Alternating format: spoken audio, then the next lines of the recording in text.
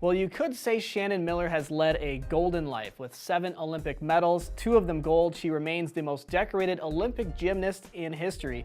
After retiring, she went on to become a TV commentator, motivational speaker, and advocate for women's health. So when she was diagnosed with ovarian cancer, Shannon knew she needed to fight with the strength and determination as she learned when she was an athlete. So June is National Cancer Survivors Month.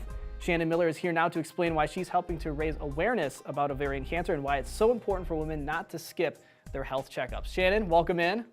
Thank you very much. Yeah, so we'll have you here on the sports news talking about all sorts of stuff, but obviously ovarian cancer here, the main topic. So the world knows you as an Olympic gymnast, but you're also a businesswoman, healthcare advocate. What have you been up to since your Olympic career here?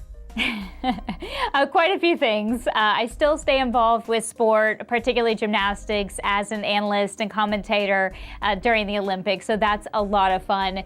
But I'm primarily running my company, and we are devoted to helping women make their health a priority. And so every day is different. Sometimes it's fitness and nutrition or motivation, and today and many days we're focused on the topic of cancer. And of course, ovarian cancer awareness is something that's very personal and important to me. I think a lot of people are surprised to learn that I'm an ovarian cancer survivor. And actually just last week celebrated 7 years cancer-free. Well, congratulations, yeah, for sure. Yeah, it's tough. I mean, my aunt had it. It definitely reaches a lot more people than maybe you would imagine. So, you have a message here. Obviously, that's why we're talking to you today. So what message do you want to send to women about taking care of their health? I think the most important message is that we have to make our health a priority. And I know that's hard. It is on a day-to-day basis when we have so much to do. It's really difficult. But we can be our own best health advocates if we listen to our bodies, because we know our bodies better than anyone else. But if we listen and pay attention, we can really stay on top of things. And we need to make sure that we don't get too busy or too fearful to pay attention and to speak up when something doesn't feel right.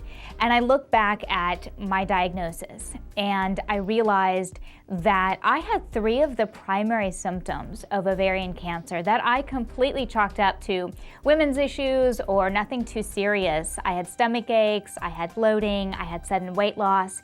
I went in and told my doctor I felt fine because I thought I did. And that was the same appointment where 10 minutes later he found a baseball-sized mass on my left ovary that has completely changed my world. I don't want women to leave their health up to luck like I did. We have to take control of our health by making it a priority. And I think not just in athletics, but just in life. I mean, sometimes we want to, just say, I'm generally a healthy person, so maybe this isn't something serious to be considered. But obviously, your story tells it's a different side of that. But how are you involved in raising awareness then? Well, I'm so fortunate to be involved in raising awareness. Right now, over 22,000 women will be diagnosed with ovarian cancer in the U.S. each year. Over 250,000 women are living with ovarian cancer. So for me, the awareness and education component is really important. And I'm so proud to partner with Tesaro and share my story, but also spread the word about the Our Way Forward program. And this is a program that is really a call to action for healthcare providers, patients, caregivers, and families to change the way we talk about ovarian cancer.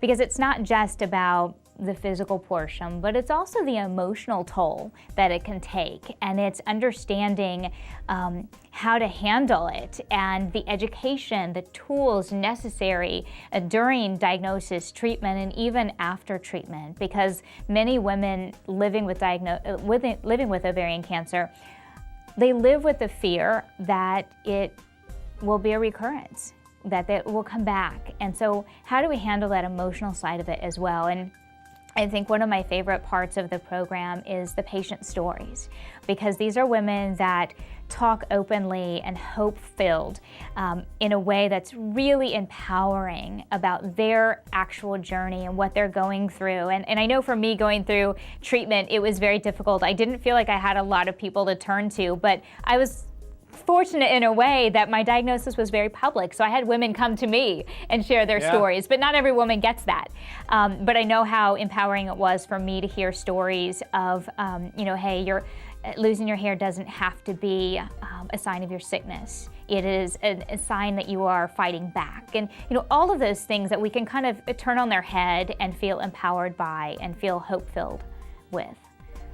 Yeah, well, we got less than a minute left, but I do want to hit on a couple of things here, and I think they're really important. And one would be, what advice do you have based on your experience for people who are going through something like this?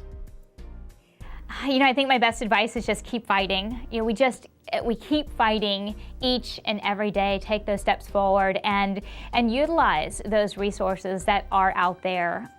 If you're looking for the program Our Way Forward, it's ourwayforward-oc.com. But there's a tremendous amount of resources available, and I think we just have to look at those, utilize those, and keep taking those forward steps. Keep fighting each and every day. All right, well, Shannon Miller, thank you so much for sharing your story and for everything you've done for ovarian cancer. And we wish you the best of luck moving forward, and we will talk to you soon. Thank you so much. All right, we'll have more of the sports news coming up after this.